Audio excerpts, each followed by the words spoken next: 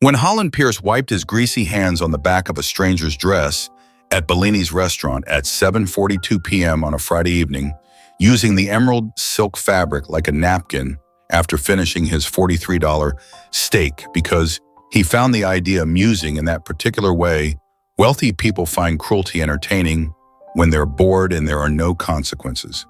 And the woman turned around with shock and fury carved into her face in ways that suggested she understood exactly what he'd done and exactly how deliberate it had been. He expected her to yell or slap him or make a scene he could dismiss with his usual arrogance, and a large tip to the manager who would apologize for the disturbance and escort the angry woman out while Holland returned to his wine unbothered. But it wasn't yelling. It wasn't a slap. It wasn't a scene that would end with angry words and both of them leaving and Holland forgetting about it by the time he reached his penthouse that overlooked the city like a kingdom he owned. It was Natalia Brooks collapsing onto the marble floor mid-sentence, her beautiful emerald dress pooling around her like water, like something precious being destroyed. Her body seizing in ways that suggested this wasn't fainting from anger, but something medical, something catastrophic. Something that had probably been destroying her from inside for months and was now triggered by stress and humiliation into manifesting publicly, violently, terrifyingly. And Holland Pierce, 38-year-old CEO of Pierce Capital worth $2.4 billion, who'd spent the evening treating servers like servants and leaving inadequate tips and complaining about wine temperature and using a stranger's dress as a napkin because he found it amusing, who viewed ordinary people as props for his entertainment rather than humans with feelings and lives and dresses they'd saved 6 months to afford, suddenly found himself kneeling beside a woman he'd just humiliated, calling 911 with shaking hands and realizing with dawning horror that what he'd thought was a moment of cruel entertainment, a funny story he might tell at the office on Monday about the woman whose dress he'd used to wipe steak grease, had triggered something that might kill her right here on the marble floor of Bellini's restaurant while other diners watched and whispered and pulled out phones to record. Holland Pierce was arrogant and entitled in ways that came from never being told no, never facing consequences, never having to consider that other people's feelings mattered as much as his amusement. Cruel for entertainment because wealth had insulated him so completely from normal human interaction that he'd forgotten how to treat people as anything except objects that existed for his convenience or dismissal.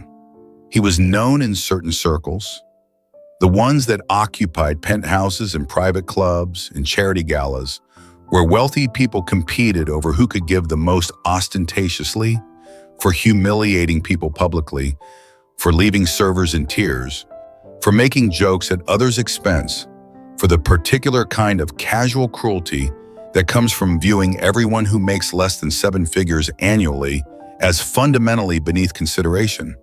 Tonight he'd been at Bellini's restaurant, upscale Italian with marble floors and crystal chandeliers and entrees that cost more than some people's weekly grocery budgets. For a business dinner that had ended an hour ago, his guests departing while Holland stayed to finish his wine and his steak, sitting alone at a table meant for 4, hands greasy from the $43 ribeye he'd complained was overcooked even though it was perfect, when he'd seen the woman walk past his table. Natalia Brooks, though he didn't know her name then, didn't know anything about her except that her emerald green dress was beautiful in ways that made him think it was probably expensive, probably something she'd saved for, probably precious to her, which made it exactly the kind of thing Holland found amusing to destroy. The thought had occurred to him with the casual cruelty of someone who'd never had to save for anything. That beautiful dress would make a great napkin, and he'd wiped his greasy hands deliberately on the back of the emerald silk, leaving visible stains on expensive fabric, laughing to himself at his own cleverness, at the joke only he was in on, at the moment of destruction he was causing for his own entertainment. Natalia Brooks was 34 years old and had spent 6 months saving for that emerald dress, setting aside $20 from each paycheck as an elementary school teacher whose salary barely covered rent and groceries, saving because tonight was special. Tonight she was celebrating her promotion to principal at Riverside Elementary, the biggest achievement of her career, the culmination of 12 years of teaching children and loving them and believing education could change lives. She'd come to Bellini's alone, treating herself to a nice dinner she could barely afford, wearing the dress she'd saved for because tonight was about feeling special, about celebrating herself in a life that didn't often provide opportunities for celebration. She'd been feeling sick for weeks, exhaustion that sleep didn't cure, and pain in her abdomen that came in waves and made her nauseous. Symptoms she'd been ignoring because she didn't have insurance, couldn't afford doctors, couldn't take time off work when her students needed her, and the school year was ending, and the principal promotion required her attention. Tonight was the first time in months she'd felt special instead of sick, felt beautiful instead of exhausted, felt like maybe everything was going to be okay, even though her body had been trying to tell her for weeks that nothing was okay, that something catastrophic was growing inside her, that she was dying and didn't know it yet. At 7:42 p.m., Natalia had walked past Holland's table without noticing him, without any awareness that in 3 seconds her celebration would be destroyed, and 30 seconds after that her life would change forever. She'd felt something wet on her back, the sensation of hands rubbing against fabric, and had turned around to see Holland Pierce smirking at her and grease stains visible on the back of her emerald dress, stains that were spreading through the silk, ruining it, destroying the things she'd saved 6 months to buy, and the realization of what he'd done deliberately, of the casual cruelty in his expression, had hit her like physical pain. "What did you do?" she'd asked, shock turning to fury as she processed that this man had used her dress as a napkin, had wiped his greasy hands on fabric that represented months of saving and tonight's celebration, and the rare moment of feeling beautiful in a life that was mostly just surviving. "Relax," Holland had said, his voice dripping with the particular condescension of wealthy people talking to those they view as beneath them. "It's just a dress. Buy another one. I saved 6 months for this dress," Natalia had said, her voice breaking, tears forming, because this wasn't just about the dress anymore. It was about the disrespect, about being treated like a prop for someone else's amusement, about working so hard for so little, and having what little you managed to achieve destroyed casually by someone who viewed your 6 months of saving as trivial. "Then you should have bought something cheaper," Holland had replied, laughing, finding her tears entertaining rather than devastating, finding her pain amusing rather than worthy of apology. Natalia had started crying from anger and humiliation, from the cruelty and the ruined dress and the destroyed celebration. And then suddenly she'd felt dizzy in ways that weren't just emotional, felt pain shooting through her abdomen with an intensity that made her gasp, felt her vision blurring at the edges like someone was turning down the lights. "I can't," she'd started to say, reaching for something to steady herself. But there was nothing to grab except air, and then she was collapsing mid-sentence, her body giving out not from anger, but from something that had been building for months. Stage 4 pancreatic cancer that neither she nor anyone else knew she had. That was spreading through her organs and destroying her from inside while she saved for dresses and celebrated promotions and tried to ignore symptoms she couldn't afford to investigate. She hit the marble floor hard, her emerald dress pooling around her like something tragic and beautiful at once, her body seizing in ways that made Holland's smirk disappear completely, replaced by shock and then fear, and then something that might have been the first genuine emotion he had felt in years, watching this woman he'd just humiliated for entertainment, having what looked like a medical emergency on the restaurant floor because of what he'd done, because his moment of cruel amusement had triggered something catastrophic in someone who was already dying and didn't know it yet. If cruelty can trigger consequences we never intended, subscribe to Love is Kindness for stories about the moments that change us when we're not ready to change. Have you ever done something thoughtlessly cruel and realized too late the damage it caused? Tell us in the comments where you're watching from. At 7:43, 1 minute after wiping his greasy hands on a stranger's emerald dress and watching her collapse onto Bellini's marble floor, Holland Pierce dropped to his knees beside Natalia Brooks with a panic he hadn't felt in years, maybe decades. The kind of primal fear that bypasses arrogance and wealth and goes straight to the terrified animal part of the brain that understands when something catastrophic is happening. Other diners were gathering around them, gasping and whispering and pulling out phones to record, the way people do when tragedy becomes entertainment, when someone else's emergency becomes content for social media feeds.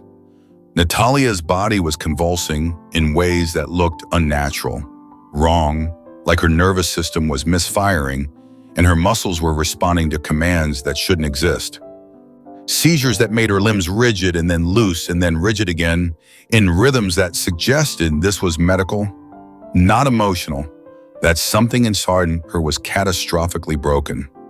"Someone call 911, Holland shouted to the gathering crowd, his voice carrying an authority that came from years of giving orders and expecting them followed, though now the authority was edged with desperation because this woman was dying on the restaurant floor, and it was his fault.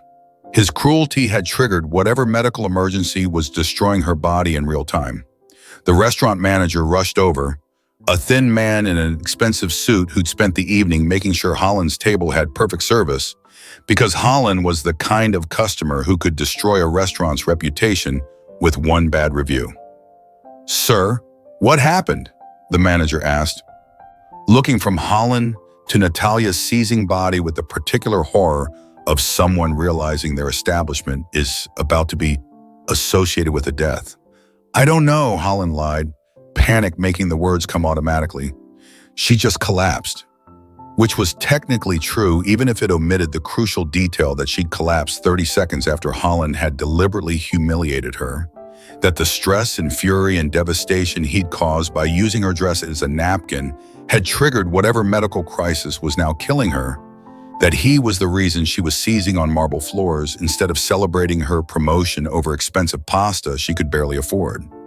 He didn't mention that he'd wiped his greasy hands on her dress, didn't mention that she'd been crying and furious, didn't mention anything except the collapse itself because admitting his role meant admitting culpability, meant facing consequences he had spent 38 years avoiding through wealth and lawyers and the particular immunity that comes from never being held accountable.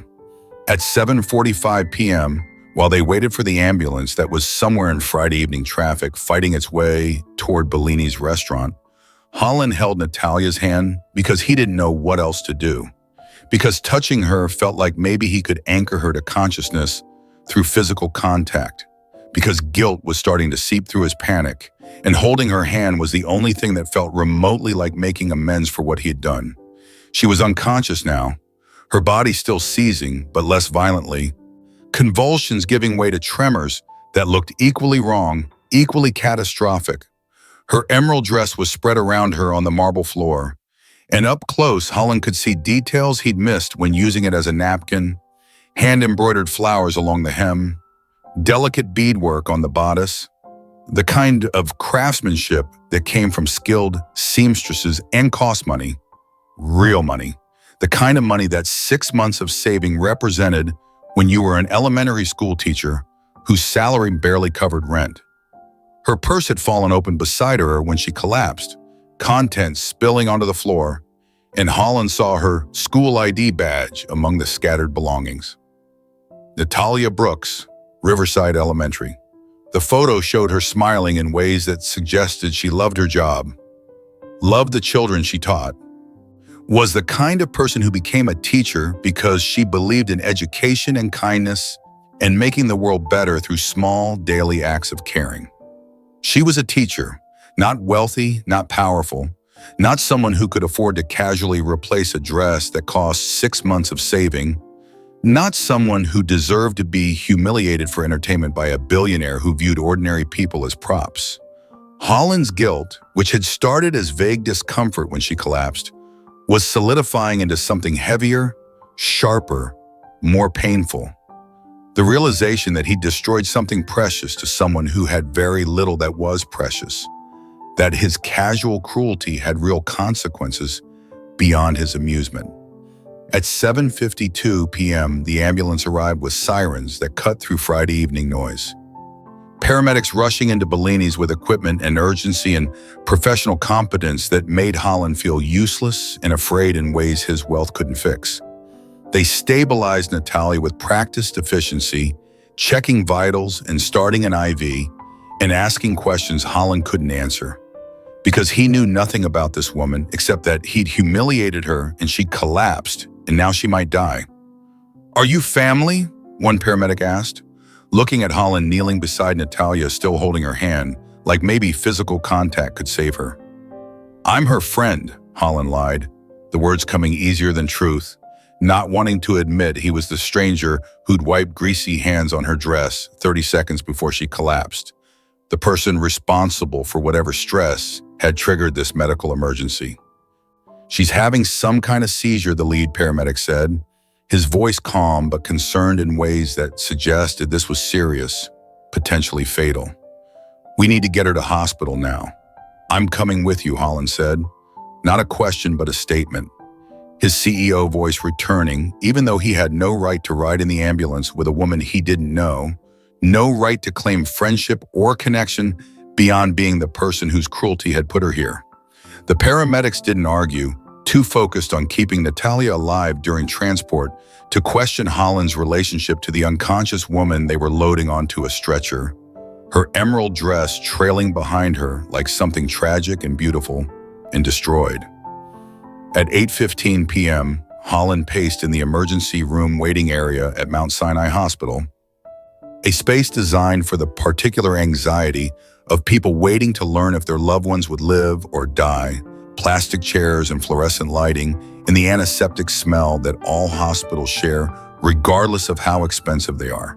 He was processing what had just happened in the systematic way he processed business problems, cataloging facts and consequences, and his role in creating both. He had humiliated a stranger, had wiped his greasy hands on her dress because he found it amusing, because he could, because wealth and power had taught him that other people's feelings didn't matter as much as his entertainment. She had collapsed not from anger, but from a medical emergency, seizures that suggested something catastrophic was happening inside her body, something that had probably been building for weeks or months and was triggered into acute crisis by the stress and fury and devastation he'd caused. She was a teacher at Riverside Elementary. Not wealthy, not powerful, someone who'd saved 6 months to afford a dress he'd destroyed casually, someone whose 6 months of sacrifice he'd dismissed with suggestions that she should have bought something cheaper. She'd saved 6 months for that dress, which meant it was precious to her in ways Holland couldn't fully comprehend, because he'd never had to save for anything, never had to choose between things he wanted because he could afford everything simultaneously. He had caused this. His cruelty had triggered her collapse. His moment of casual amusement had potentially killed someone who was just trying to celebrate a promotion, trying to feel special for one evening in a life that was probably mostly struggle and survival.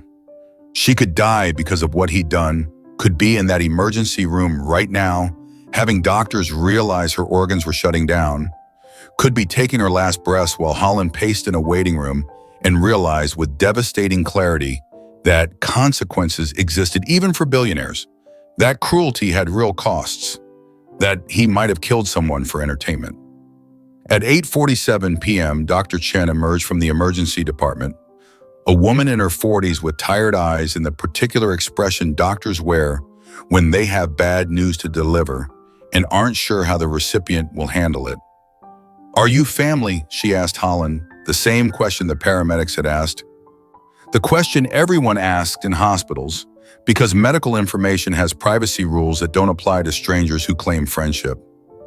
"I'm the person who called 911, Holland said, which was true even if it omitted everything else. Omitted that he was also the person who'd caused the emergency, who triggered whatever medical crisis had brought Natalia here. "She's stable now," Dr. Chen said, and Holland felt relief so profound it was almost physical. "But we need to run tests. The seizure was triggered by severe pain. Severe internal pain that suggests something serious. We did emergency scans," Dr. Chen continued. Her voice professional, but her face showing that whatever the scans revealed was not good news. was the kind of news that changed lives and ended them. And, Holland asked, his voice barely functional because he needed to know what he'd done, what his cruelty had triggered, whether this woman would live or die because he thought humiliating her would be amusing. Dr. Chen's face was grim, the kind of grim that comes before devastating diagnoses, before words like terminal and months and nothing we can do, the kind of grim that meant Natalia Brooks' celebration at Bellini's restaurant was the last good moment she might ever have. And Holland Pierce had destroyed it with greasy hands and casual cruelty and the arrogance of someone who'd never faced consequences for treating people like props in his entertainment. At 9:30 p.m., nearly 2 hours after Natalia Brooks had collapsed on the marble floor of Bellini's restaurant, Dr. Chen looked at Holland Pierce with the expression doctors develop when they have to deliver news that will destroy someone's world, news that will divide their life into before and after this moment, before knowing and after knowing that death is no longer abstract but scheduled, approaching with the inevitability of sunrise. "Mr. Pierce, I need to tell you something," she said, her voice gentle but firm, in ways that suggested what came next wouldn't be softened by tone or careful word choice. "Ms. Brooks has stage 4 pancreatic cancer. Advanced, very advanced. It's spread to her liver, her lungs, her lymphatic system. The cancer has metastasized throughout her body in ways that suggest it's been growing for months, maybe longer, silently destroying organs while she taught children and saved for dresses and ignored symptoms she couldn't afford to investigate." "What does that mean?" Holland asked, though he already knew, had heard enough about cancer to understand that stage 4 meant terminal, meant the end was approaching faster than treatment could slow it, meant the woman in that hospital bed had been dying for months without knowing it. "It means she's terminal," Dr. Chen said, the word hanging in the air between them like something heavy and immovable. 2 months, maybe less if the cancer progresses aggressively, which pancreatic cancer often does. "She didn't know, Mr. Pierce. We're the first to diagnose it. She came in tonight because of a seizure triggered by pain she's probably been managing for weeks, pain she was ignoring because she doesn't have insurance, because she couldn't afford to find out what was wrong, because the American healthcare system makes it financially impossible for elementary school teachers to get the medical care that might have caught this when it was still treatable."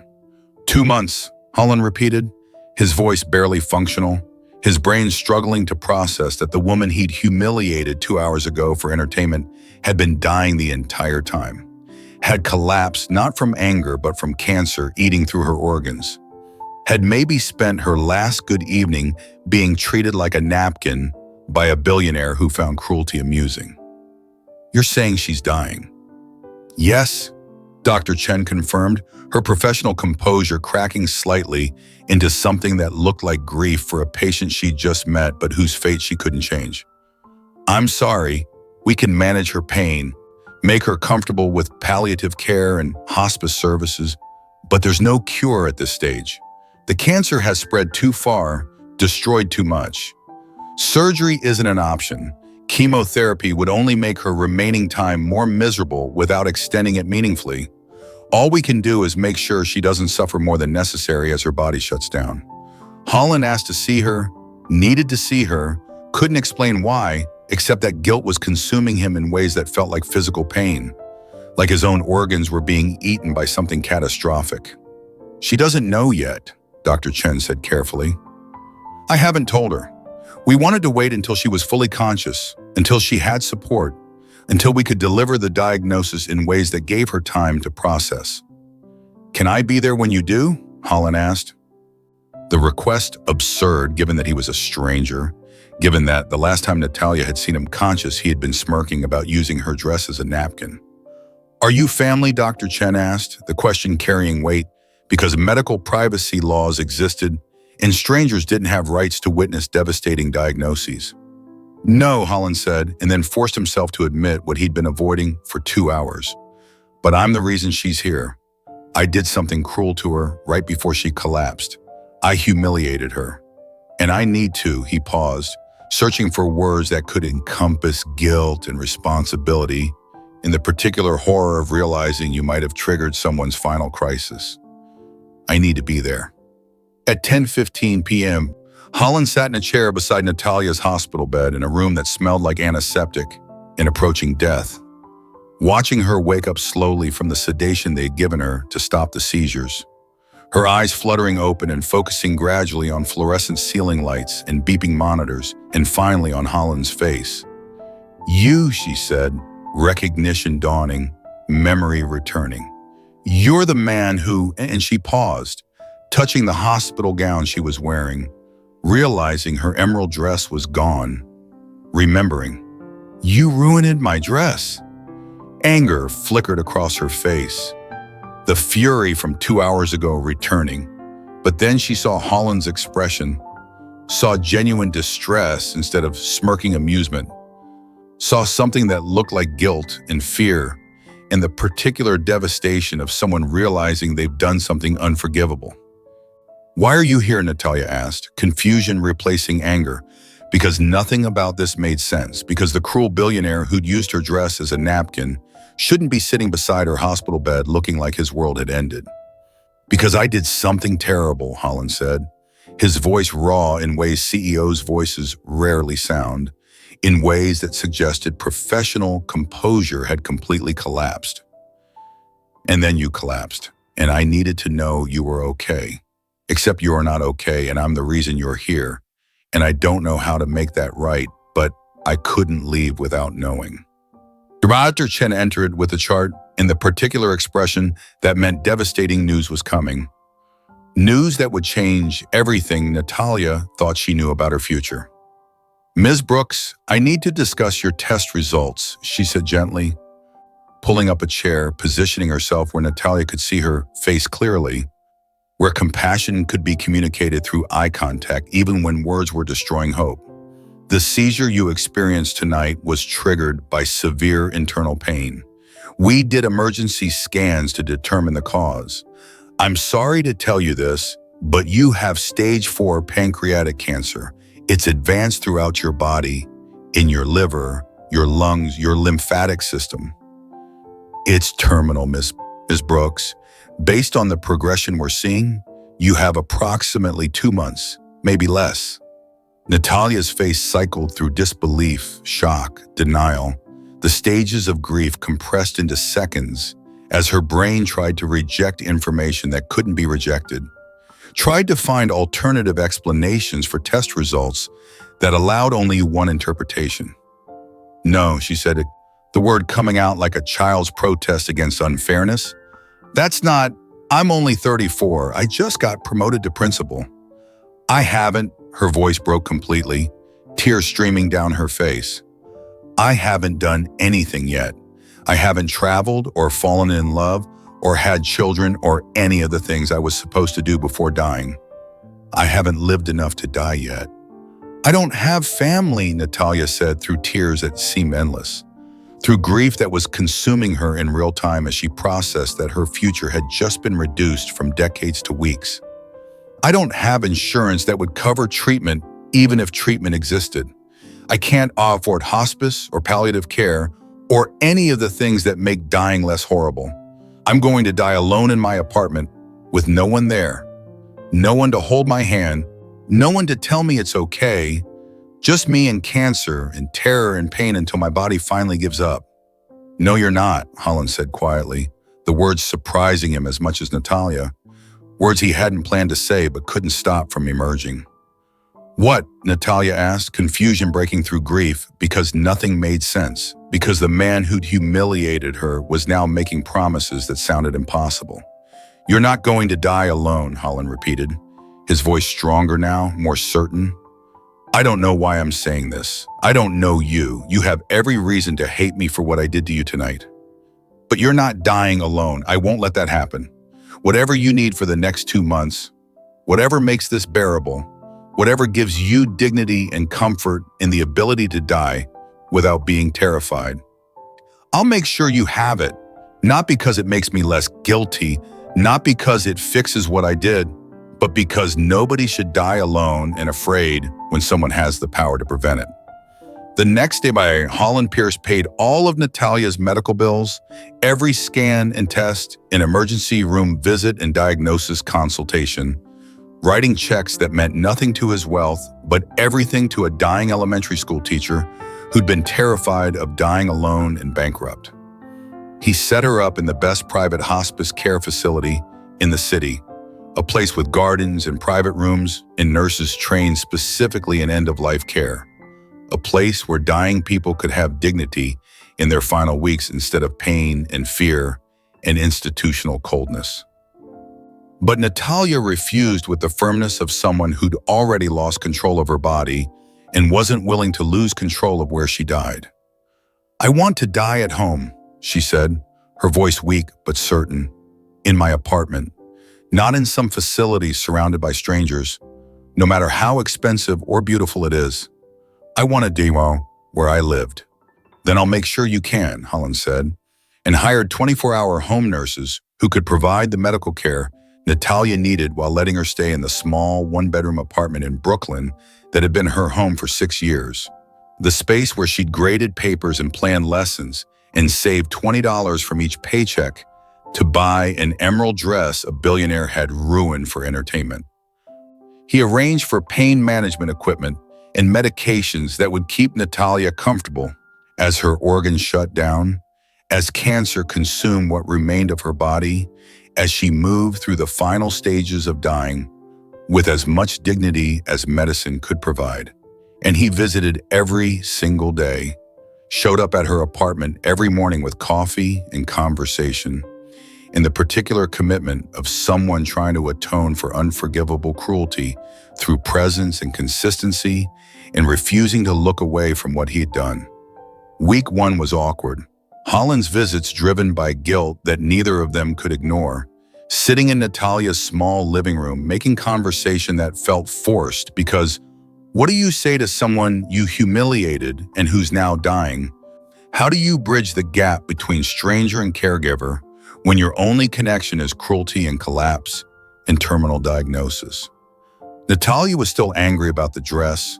The fury hadn't disappeared just because cancer had. The humiliation still fresh despite everything else that had happened since. "I'll buy you 100 dresses," Holland offered. The kind of solution wealth always suggested. Throw money at problems until they disappear. "I don't want 100 dresses," Natalia said, her voice sharp despite her weakness. "I wanted that one. I saved for it. It was special. It represented something. And you treated it like garbage.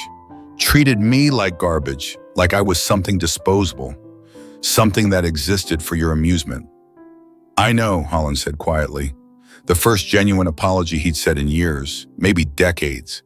The first time he'd acknowledged hurting someone without justification or excuse or dismissal.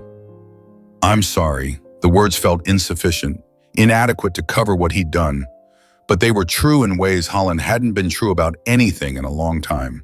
True in ways that came from actually seeing the consequences of his actions instead of dismissing them. Week 2, Holland learned things about Natalia that made his guilt deepen and multiply. Learned that she loved Italian food, which was ironic and tragic given they'd met at an Italian restaurant where he'd destroyed her celebration. Learned that she was an avid reader who'd collected books from thrift stores and library sales because new books were expensive for elementary school teachers. He brought her favorite foods when she could still eat. Brought her books when reading was all she had energy for, and eventually when even reading became too exhausting. He read to her, his CEO voice that had spent years barking orders, now softened into something gentler, reading novels and poetry and children's books she'd planned to read to students at Riverside Elementary in a principal position she'd never get to start. He learned about her life in pieces, stories shared during hours of sitting beside her bed, while pain medication made her drowsy and honest. She'd grown up in foster care, moved between homes that were temporary and families that were strangers, never having permanence or belonging or people who stayed. She'd become a teacher specifically to help kids like her, kids who came from chaos and needed adults who believed they mattered, who saw potential instead of problems.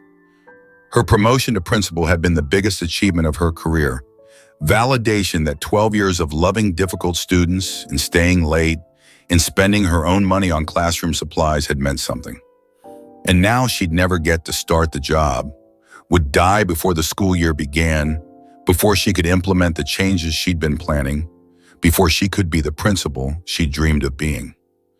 Week 3, Natalia's health declined in ways that made dying's approach undeniable, her body shutting down system by system as cancer consumed what remained. She couldn't walk anymore, couldn't stand without collapsing, couldn't do basic things like showering or eating without help from the nurses Holland had hired. She was in constant pain despite medications that should have controlled it. Pain that came in waves and made her cry out in ways that broke Holland every time he heard it. But he was there every day, held her hand through pain episodes that lasted hours, talked to her when she had energy for conversation, and sat in silence when words were too much effort. She told him stories about her students, about Marcus, who'd been failing 3rd grade until Natalia figured out he needed glasses and couldn't read the board, about Destiny, who'd come to school hungry every day until Natalia started keeping granola bars in her desk, about Jordan, who'd had anger issues until Natalia realized his parents were divorcing and he needed someone to listen. Stories about children she'd loved and who'd loved her back. Children who would start 4th grade in 2 weeks not knowing their favorite teacher had died during summer break. He told her about his empty life in exchange, about having everything money could buy and nothing that actually mattered, about penthouses that echoed with expensive silence and cars that sat in garages and vacation homes he never visited because wealth without purpose is just the numbers and accounts that keep growing while life keeps shrinking. Week 4, Natalia asked the question Holland had been dreading and expecting. "Why are you doing this? You don't owe me anything. You could have paid my medical bills and walked away and never thought about me again. Why are you here every day?" "I destroyed something beautiful because I could," Holland said. The admission painful in ways billionaire CEOs aren't supposed to feel pain. Your dress, your celebration, your dignity. "I treated you like a prop in my entertainment. Like your feelings didn't matter as much as my amusement. I can't fix that. I can't undo what I did or give you back the evening I ruined or restore the dress I destroyed. But I can make sure your last days aren't spent alone and terrified. I can be present for dying in ways I've never been present for anything in my life.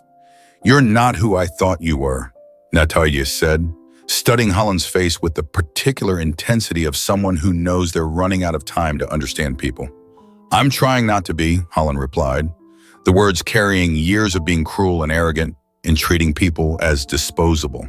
Years he was trying desperately to reverse in 8 weeks that wouldn't be enough time to become someone different, but might be enough time to start.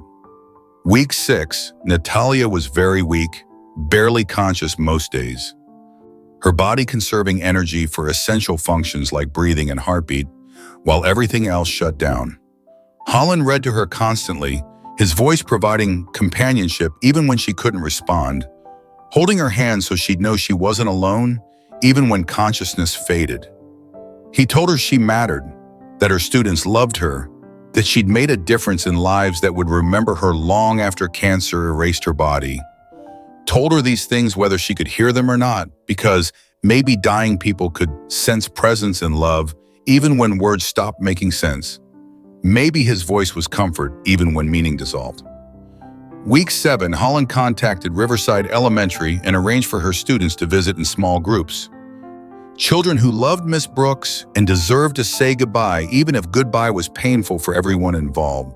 They made her cards with crayon drawings and careful handwriting, told her they loved her and would miss her, and that she was the best teacher ever. Natalia cried with joy that cut through pain and exhaustion. Cried because this was all she'd wanted, to know she mattered, to know the years of teaching hadn't been wasted, to know children she'd loved would remember her. "This is all I wanted," she whispered to Holland after the last group of students left. "To know I mattered. To know I wasn't disposable." Week 8, in the final days when Natalia was sleeping 23 hours daily and waking for brief moments of consciousness that were becoming rarer, Holland brought something to her apartment that he'd been working on since week one. The emerald dress, professionally cleaned and repaired by the best restoration specialists in the city, hand-embroidered flowers restored to their original beauty, grease stains removed completely, the silk returned to the perfect condition it had been in before Holland's cruelty destroyed it. He hung it where Natalia could see it from her bed, the dress catching afternoon light and glowing like something precious. "I can't undo what I did," he said quietly, not sure if she could hear him, but needing to say it anyway. "But I wanted you to have it back, perfect."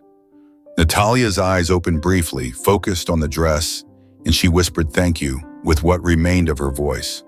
On the final day, Natalia could barely whisper. Her body in the last stages of shutting down, organs failing one by one as cancer completed its destruction.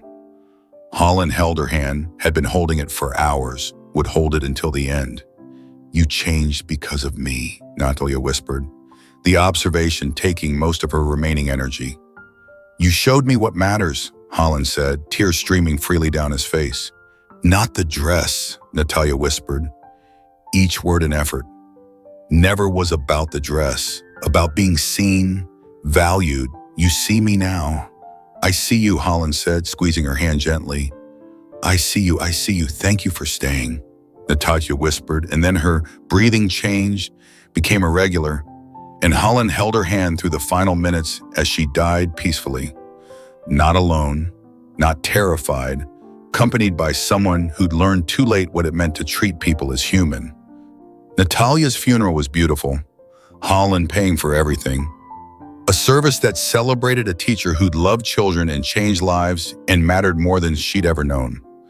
All her students attended with their families, small faces crying for Miss Brooks, who wouldn't be their principal, who wouldn't be there when school started in 2 weeks.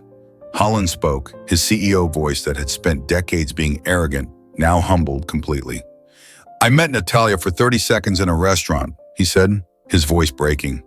"And I was cruel to her because I could be, because wealth had taught me that other people's feelings didn't matter as much as my entertainment. Then I spent 8 weeks learning who she was.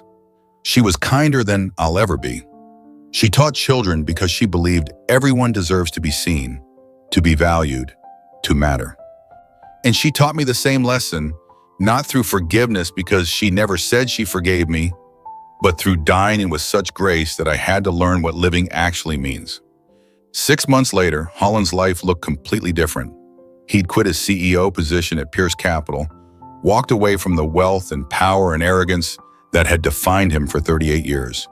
He started the Natalia Brooks Foundation, an organization that helped teachers get health care and funded cancer treatment for people without insurance, pouring his billions into making sure other elementary school teachers didn't have to ignore symptoms because they couldn't afford doctors, didn't have to die alone and afraid because the American healthcare system treated medicine as commodity rather than human right.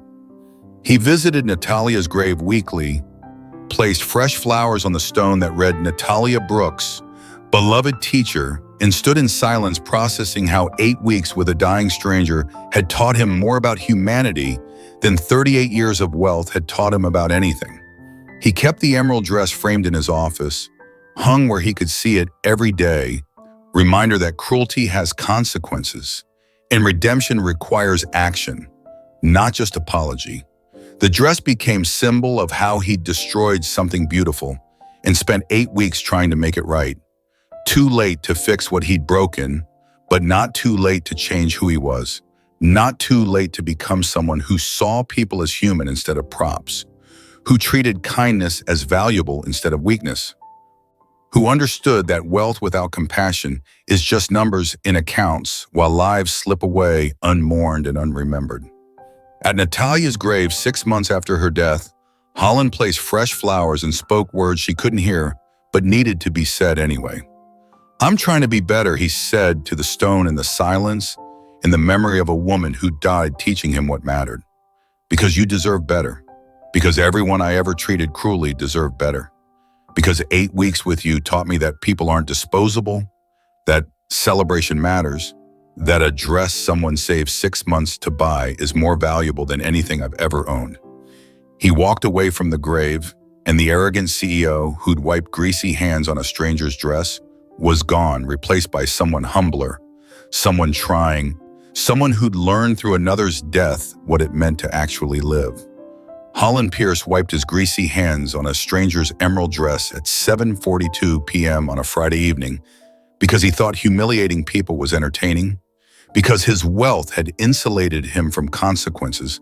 For so long, he'd forgotten that other people's feelings mattered, because that dress represented 6 months of saving for an elementary school teacher, and he treated it like a napkin because he could, because cruelty had become so casual to him that destroying someone's celebration felt like amusement rather than devastation.